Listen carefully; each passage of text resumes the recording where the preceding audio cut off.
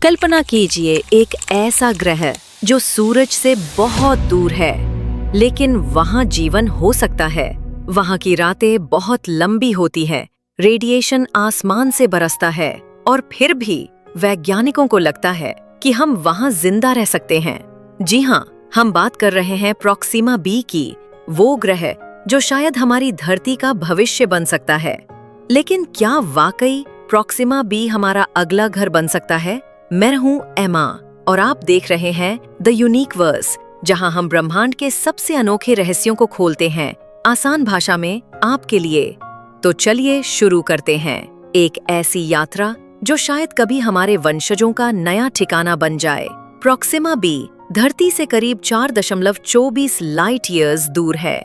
ये हमारे सबसे नजदीकी तारे प्रॉक्सिमा सेंटोरी के आसपास घूमता है और इसी कारण इसका नाम पड़ा प्रॉक्सिमा बी।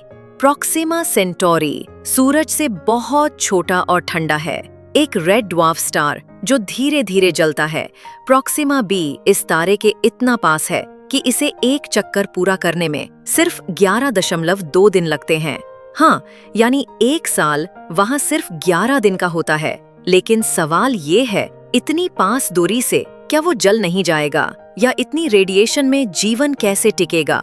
वैज्ञानिकों का कहना है कि प्रॉक्सिमा बी का तापमान शायद -39 से +30 डिग्री सेल्सियस तक हो सकता है, मतलब कुछ हद तक रहने लायक। पर असली चुनौती है वहाँ का वातावरण। अब तक हमें नहीं पता कि वहाँ हवा है भी या नहीं, और अगर है तो उसमें ऑक्सीजन है या नहीं। नासा और ईएसए की रिपोर्ट्स बताती हैं कि अगर प्रॉक्सिमा बी के पास एक स्ट्रॉन्ग मैग्नेटिक फील्ड हो तो वह अपने एटमॉस्फेयर को बचा सकता है, वरना प्रॉक्सिमा सेंटोरी से आने वाला रेडिएशन हर चीज को जला देगा। तो हाँ, अभी तक जीवन के लिए मुमकिन है, लेकिन पक्का नहीं। अब बात करते हैं सबसे जरूरी सवाल की, क्या हम वहां जा सकते हैं? आज की स्पेस टेक्नोलॉजी से अगर हम प्रॉक्सिमा बी की तरफ रॉकेट भेजें तो वहां पहुंचने में लगेंगे 70,000 साल। लेकिन एक प्रोजेक्ट है, ब्रेक थ्रू स्टारशॉट। ये एक छोटा सा लाइट स्पीड ड्रोन भेजने की योजना है जो वहां सिर्फ 20 साल में पहुंच सकता है। अगर ये सफल होता है तो ये इंसान की सबसे पहली इंटरस्टेलर यात्रा होगी, और तब जाकर हमें पता चलेगा प्रॉक्सिमा बी सच में रहने लायक है या नहीं। मान लीजिए इंसान किसी तरह प्रॉक्सिमा बी पहुंच गया, तो जिंदगी कैसी होगी? हमेशा रात या दिन? टाइडल लॉकिंग की वजह से शायद वहां एक साइड हमेशा दिन होगी और दूसरी साइड हमेशा रात। रेडिएशन प्रूफ सिटीज, हमें जमीन के नीचे या खास तरह के डोम्स में रहना पड़ेगा। फार्मिंग कैसे करेंगे? वहां सूरज की रोशनी बहुत कम होगी, तो हमें आर्टिफिशियल लाइट फार्मिंग करनी पड़ेगी। कम्युनिकेशन अर्थ से एक मैसेज आने जाने में लगेगा 8 साल। तो यानी वहां जिंदगी होगी, लेकिन ये वैसी नहीं जैसी धरती पर है।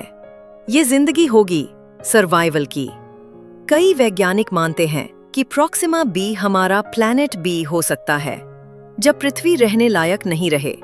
लेकिन प्रॉक्सिमा बी तक पहुंचने, वहां वातावरण बनाने और इंसानों को वहां बसा पाने में सदियां लगेंगी।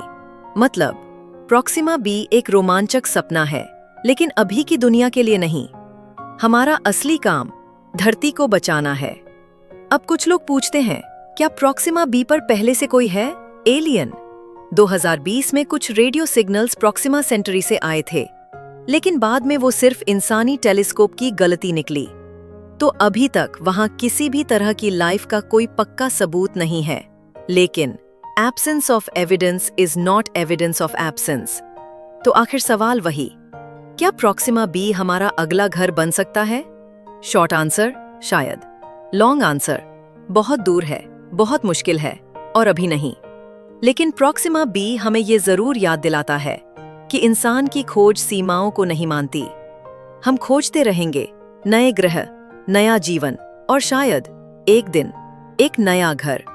अगर आपको ये वीडियो पसंद आई हो तो एक लाइक जरूर दीजिए और कमेंट में बताइए, अगर मौका मिले तो क्या आप प्रॉक्सिमा बी जाना चाहेंगे?